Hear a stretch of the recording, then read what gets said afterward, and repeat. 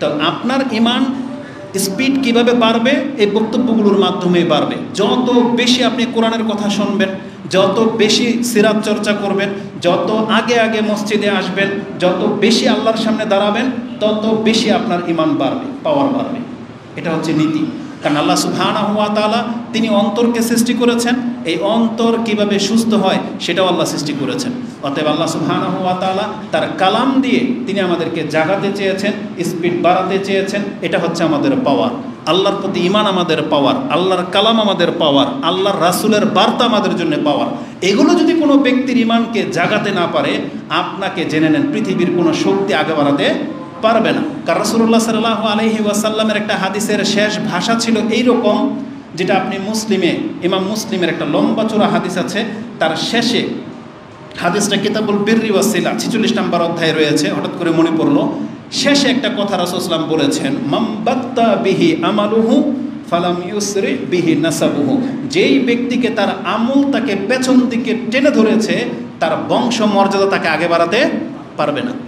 তার মানে আজকে যারা মুসলিম হওয়া সত্ত্বেও আমল করে আগে যাচ্ছেন না, আপনি জেনে নেন কিয়ামতের মাঠে আপনি কার বংশের লোক, কত টাকার মালিক, কত পুঁজিপতি, কত সুন্দর, আপনি আগে বাড়তে পারবেন না। কারণ রাসূল বলছেন মান বাত্তা বিহি আমালুহু, যার আমল তাকে পিছনে ফেলে দিয়েছেন, বা টু টেক ডাউন বলা হয়েছে, বা টু টেক ডিলে, মানে তাকে থামিয়ে দিয়েছে অথবা নিচে নামিয়ে দিয়েছে।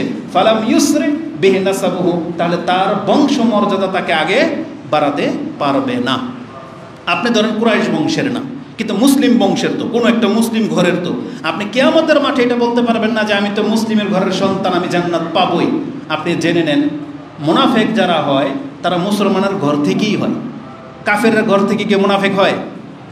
কাফেরের ঘর থেকে কোনোদিন মুশরিক হয়? তাহলে যে এই নামগুলো, শব্দগুলো বলবেন না, এটা মারাত্মক শব্দ। কিন্তু নাস্তিক, কাফের কোনোদিন নাস্তিক হয়? ও তো কাফেরই, আপনি বলতেছেন তো কাফের, কিন্তু নাস্তিক মূলত মুরতাদ, এগুলো মুসলিমের ঘরের সন্তান। মুরতাদ হয়ে যায় মুসলিমের ঘরের সন্তান। যে কাফের তো কাফির, ওর মুরতাদ হওয়ার আর কি ব্যাপার? পায়খানার পোকার পাক আর নাপাকের কোনো ব্যাপার আছে নাকি? কিন্তু ময়লা লেগে গেলেই নাপাক হন, তাহলে ময়লা কার গায়ে লাগে? যে আগে পবিত্র ছিল। তো যেই ব্যক্তি মুসলিম, সে যদি সরে যায় সেই মুরতাদ হয়, সে যদি অবিশ্বাসী হয়ে যায় নাস্তিক হয়, সে যদি শিরিক করে তার নামের আগে মুশরিক লেগে যায়, সে যদি অন্তরে সন্দেহান নিয়ে আসে তার নামের আগে মুনাফিক লেগে যায়। তার মানে এই শব্দগুলো সব মুসলিমদের ক্ষেত্রে প্রয়োগ করা হয়েছে।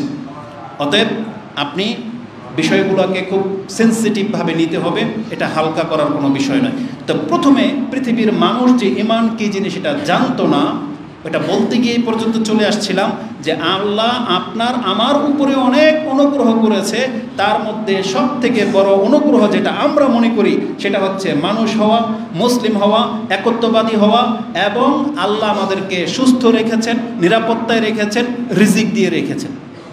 আপনি বলেন তো এই অনুগ্রহগুলো কি কোনো একটাকে অস্বীকার করতে পারবেন?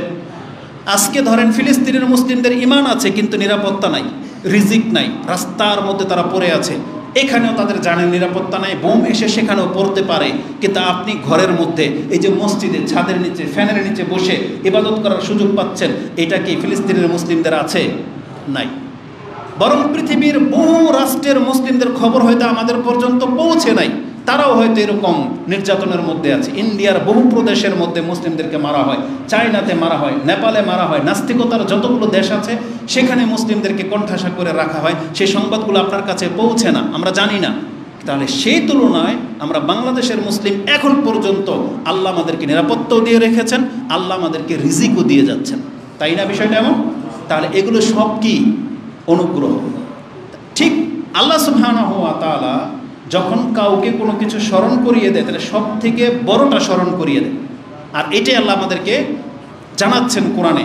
মুহাম্মদ সাল্লাল্লাহু আলাইহি ওয়াসাল্লামের ব্যাপার যখন আসছে, তখন তাকে সব থেকে বড় অনুগ্রহ যেটা করা হয়েছে এটা আল্লাহ মাঝে মাঝে তাকে স্মরণ করিয়ে দিয়েছেন। যেমন ওই যে সূরা দোহার মধ্যে আপনি জানেন না, ওয়াজাদাকা দাল্লান ফাহাদা ওয়াজাদাকা আইলান ফাআগনা, আমি আপনাকে ইতিম নিঃস্ব অবস্থায় পেয়েছি, আমি আপনাকে আশ্রয়ের ব্যবস্থা করে দিলাম। আপনি পেরেশান ছিলেন, মানে কোথায় হক পথ, এটা যে বাতিল এটা বুঝতে পারছো রাসূল সাল্লাল্লাহু আলাইহি ওয়াসাল্লাম। তো হক কোনটা, কোন পথটা সিদ্ধান্ত তিনি নেবেন, তিনি এটাকে পাওয়ার জন্য পেরেশান থাকতেন। দল্লান রাসূল সাল্লাল্লাহু আলাইহি ওয়াসাল্লাম বলছেন আপনাকে ব্যতিব্যস্ত আমি দেখেছি, ফাহাদা আপনাকে আমি সঠিক রাস্তা দেখিয়ে দিলাম।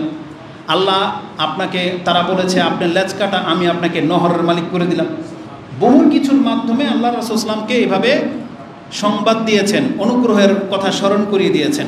ঠিক এইভাবে আল্লাহ মুহাম্মদ সাল্লাল্লাহু আলাইহি সাল্লামকে যত অনুগ্রহ করেছেন তার মধ্যে একটা অনুগ্রহের কথা আল্লাহ এইভাবে বলতেছেন, ওয়াকাযালিকা আওহাইনা ইলাইকা রূহাম মিন আমরিনা। এই যে পূর্বের জাতির ইতিহাস, হক বাতিল, এইভাবেই আমি আপনার কাছেও ওহী করে জানালাম। এটা বলার পর আল্লাহ বলতেছেন, মা কুনতা তাদরি মাল কিতাবু ওয়ালাল ঈমান। আপনার অবস্থা তো এমন ছিল, আপনি জানতেন না যে আসমানি কিতাব কি জিনিস। তাওরাত, জাবুর এগুলো হয়তো শুনে থাকবেন, ইহুদি খ্রিস্টানরা পেয়েছিল, কিন্তু আপনি জানেন না সেটা কেমন হয়, এটার পাওয়ার কি, এটার প্রশান্তি কি, এটার মর্যাদা কি জানতেন না। মা কুনতা তাদরি মাল কিতাব, মানে আল্লাহর কিতাব যে কি জিনিস এটা আপনি জানতেন না, কোনোদিন কল্পনাও করেন নাই যে আপনার উপরেও কিতাব নাজিল হবে, এটা আপনি কোনোদিন ভাবেন নাই। ওয়ালাল ঈমান, আর আপনি এটাও জানতেন না যে আল্লাহর প্রতি কিভাবে ঈমান আনতে হয়। বুঝলেন কাকে বলতেছেন কথাটা? আমাদের নবীকে, সর্বশ্রেষ্ঠ রাসূলকে আল্লাহ বলতেছেন, মা কুনতা তাদরি মাল কিতাবু ওয়ালাল ঈমান। আপনি জানতেন না ঈমান কি জিনিস। মূলত আল্লাহ সুবহানাহু ওয়া তাআলা এটা অনুগ্রহ সূচক, তাকে এটা সান্ত্বনা বা মর্যাদা স্মরণ করিয়ে দিচ্ছেন। জি, তো মর্যাদা স্মরণ করিয়ে দিচ্ছেন যাতে করে সে আরও বেশি কৃতজ্ঞ, আরও বেশি আল্লাহ সুবহানাহু ওয়া তাআলার শুকরিয়া আদায় করে। এটা তার সান্ত্বনা। তো এই আয়াত থেকে আমরা যেটা পাচ্ছি সেটা হলো যেখানে রাসূলকে বলা হচ্ছে, যার কাছে ঈমান নাজিল হয়েছে, যে আপনি ঈমান সম্পর্কে জানতেন না, তাহলে পৃথিবীর এমন কোন ব্যক্তি বাকি থাকতে পারে যে কথার দাবি করবে যে আমি ঈমান সম্পর্কে জানতাম? কেউ জানতো না।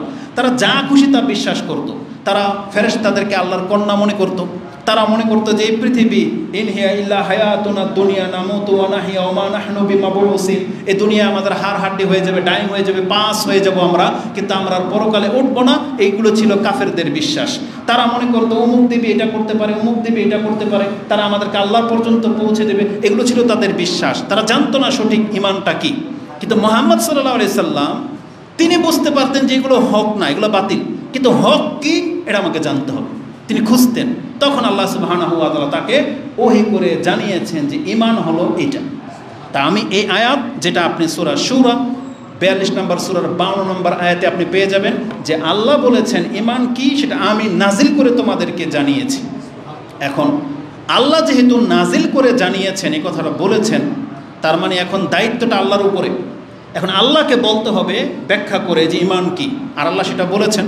অথবা আল্লাহ তার নবীকে দিয়েই ব্যাখ্যা করাবেন, আল্লাহ তাও করেছেন। এটা কেন বললাম? তার মানে যেহেতু এটা নাজিলকৃত বিষয়, আপনি কিভাবে ঈমান আনবেন, ঈমান কি জিনিস, এটা আল্লাহ নিজে যেহেতু ব্যাখ্যা করেছেন এবং তার নবীর মাধ্যমে ব্যাখ্যা করে জানিয়েছেন, এটা এই জন্যই বললাম যে ঈমানের ব্যাপারে আল্লাহ কোনো হুজুর, কোনো আলেম, কোনো মাযহাবের উপরে ছেড়ে দেয় নাই যে তোমরা মাসলা মাসাইলের মতো ঈমানগুলো ঘেটে ঘেটে বের করো, যে এভাবে ঈমান আনতে হয়, এভাবে আনতে হবে না, বা এটা এই। ঈমানের ক্ষেত্রে আল্লাহ কোনো ইমামের মুখাপেক্ষে আপনাকে আমাকে বানায় নাই। ঈমানের বিষয়গুলো আল্লাহ স্পষ্টভাবে কোরআন হাদিস দিয়ে জানিয়ে দিয়েছেন।